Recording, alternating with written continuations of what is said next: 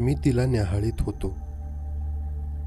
ती एकटीच एका कोपऱ्यात बसली होती, अगदी शांत, चेहऱ्यावर विलसणारं स्मित. हातात एक ग्लास होता, त्यामधले मद्य ती अगदी सावकाश, ओठ देखील ओले होणार नाहीत इतक्या हलकेपणाने पीत होती. आजूबाजूला पार्टी ऐन रंगामध्ये आली होती. बडी बडी धेंडे जमलेली, खाण्याच्या बशा आणि मद्याचे ग्लासेस पार्टीमध्ये भराभर रिकामे होत होते. शुभ्र पोशाखातले सेवक ते रिकामे झालेले ग्लास तत्परतेने भरत होते. वातावरणात सिगरेटचा धूर सर्वत्र मिसळून गेला होता. आवाज, कोलाहल, प्रत्येकजण शेजाऱ्याला तावातावाने काहीतरी पटवून देत होता. मनातले विचार बियरवरच्या फेसासारखे पृष्ठभागी उफाळून येत होते. दुसऱ्याला आग्रहाने सांगितले जात होते. नशेत तारस्वर लागत होता. बोलत सगळेच होते, पण ऐकत कुणीच नव्हतं. ती एकटी मात्र कान देऊन ऐकत असल्यासारखी अगदी एकाग्र बसली होती. जणू काही एकमेकात गुरफटलेले आवाज वेगवेगळे करण्याचा कसला तरी गमतीदार खेळ ती खेळत होती. त्यात गंमत वाटून ती एकटीच हसत होती, शांत स्मित करीत होती. मी वेडावल्यासारखा ते स्मित पाहत होतो. तिच्याकडे निसंकोचपणे सरळ पाहायला काहीही हरकत नव्हती, कारण मी तिच्याकडे पाहतोय हे तिला न कळण्यासारखं होतं. कारण ती आंधळी होती. डोळ्यांवर गडद काचांचा फॅशनेबल चष्मा चढवून तिने आपले वैगुण्य लपवले होते. प्रयोगशाळेत डोळ्यात ॲसिड जाऊन तिची दृष्टी गेली असे सगळे म्हणतात.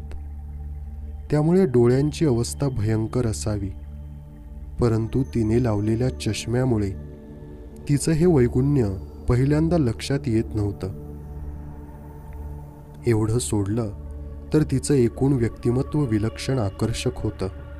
गौरवर्ण, नाजूक देखणा चेहरा, काहीशी काटकुळी शरीरयष्टी, परंतु व्रतस्थ वाटणारा शुभ्र रेशमी वेश.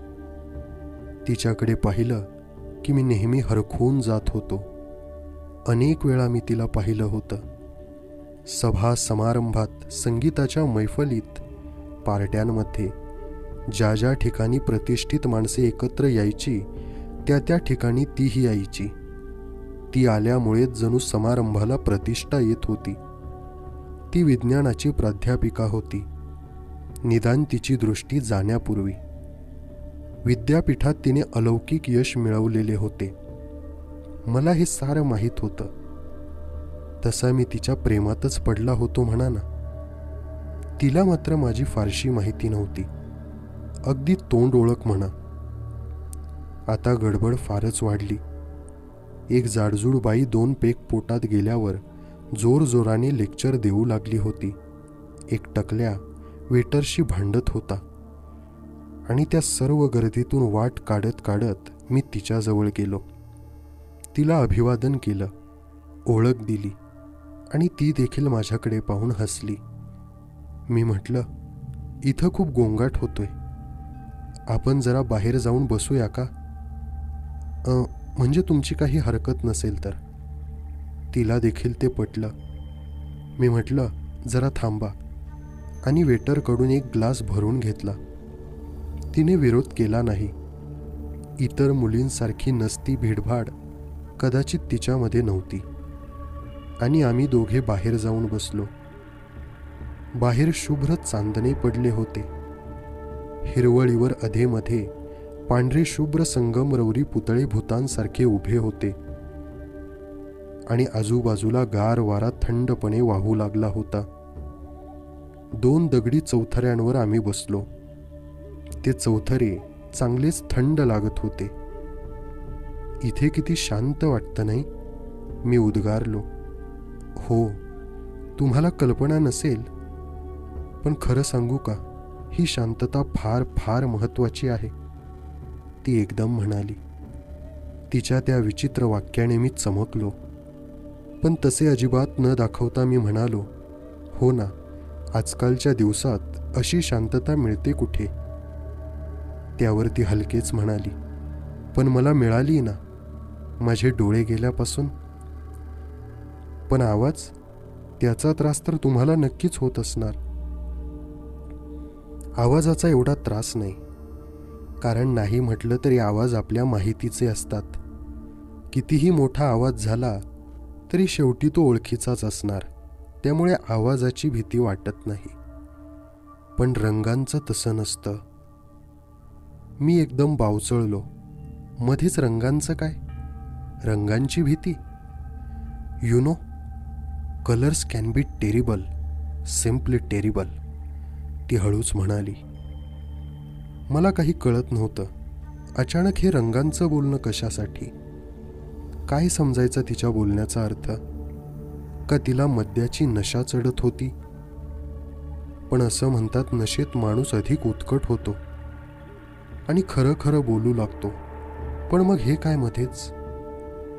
की अचानक आलेल्या अंधत्वाने हिच्या डोक्यावर परिणाम तर नाही झाला ना? मी वेड्यासारखं काहीतरी बोलते असं वाटतंय ना तुम्हाला? माझ्या मनातले विचार वाचल्यासारखी ती म्हणाली. पण मी अगदी नॉर्मल आहे. I am not drunk either, ती पुढे म्हणाली. पण एरवीपेक्षा थोडी हुशारी वाटते. मनातलं बोलायला संकोच अजिबात वाटत नाहीये. खरं ना? तिला संकोच वाटत नव्हता, पण आता मला भीती वाटू लागली होती. हे काहीतरी अनपेक्षित होतं. काय बोलायचं असेल हिला? आय रादर लाईक यू, तुम्ही चांगले वाटता मला. बोललेलं ऐकून घ्याल, बाहेर कुठं बोलणार नाही अशामधले वाटता, म्हणून बोलते तुमच्याकडे. इतके दिवस हे सारं मी माझ्या मनातच ठेवलं होतं, आणि बोलणार तरी कुणाकडे? आणि जर बोललेच तरी ते पटणार तरी कुणाला? पण मला वाटतं तुमची गोष्ट तशी नसावी. तुम्हाला माझं कदाचित पटेल. मी विचार करू लागलो, मला का पटेल? आणि एवढ्याशा ओळखीत माझ्यावर इतका विश्वास? त्यावर ती म्हणाली, आपली ओळख थोडीशीच असेल, पण एक सांगू का तुम्हाला? I think you are rather interested in me. त्याशिवाय का तुम्ही नेहमी माझ्यावर नजर ठेवून असता? आणि या वाक्यानंतर मी भलताच गडबडून गेलो. थंड हवेतही मला घाम फुटला. खरं आहे ना मी बोलते ते? तुमच्या गप्प राहण्यावरूनच सिद्ध होतंय, मी चाचरत विचारलं. पण तुम्हाला कसं कळलं? अहो सोपं आहे की. आपल्या दोघांशिवाय इतर लोक नसतात का आजूबाजूला? त्यांच्यापैकी कुणीतरी येऊन मला सांगत असतं. मी आता हतबुद्ध झालो होतो. इतके सुसंगत बोलणाऱ्या मुलीच्या डोक्यावर परिणाम झाला असेल हे तरी कसं खरं मानायचं? पण मघाचं ते वाक्य, रंगांची भीती वगैरे, तुम्ही कधी कुणावर प्रेम केलंय?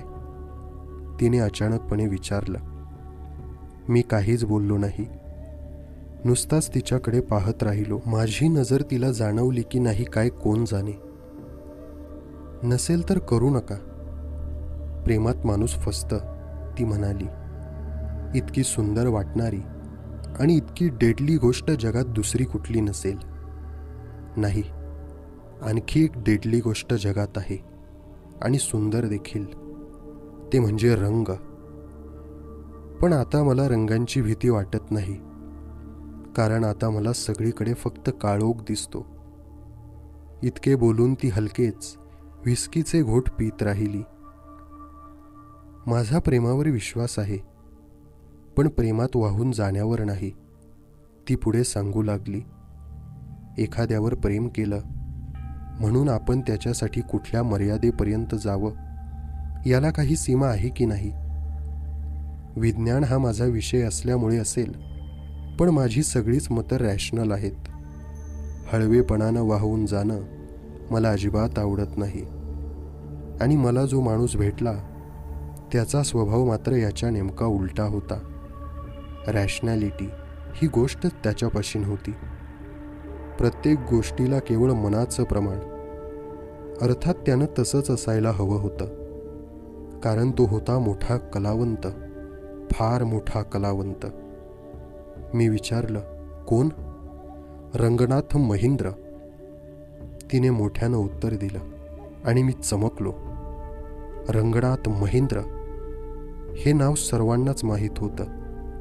ते आंतरराष्ट्रीय कीर्तीचे चित्रकार होते.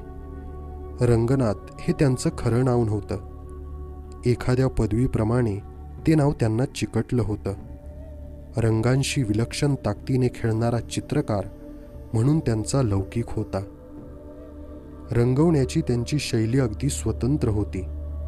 मॉडर्न चित्रकारांमध्ये त्यांना अगदी फार मान होता. त्यांची चित्रे जगभरच्या गॅलऱ्यांमधून आता लागू लागली होती. असा हा तरुण वयात विलक्षण कीर्ती संपादन केलेला चित्रकार एकाएकी अपघाताने वारला होता आणि त्याच्या मृत्यूने सारे कलाविश्व हादरवून गेले होते. मला कल्पना नव्हती रंगनाथ महिंद्रांशी तुमचा इतका जवळून परिचय होता याची. परिचय असे म्हणून ती विचारात हरवून गेल्यासारखी झाली आणि म्हणाली, रंगनाथांनी मला आयुष्यातले काही फार सुंदर क्षण दिले आणि काही फार भयानक.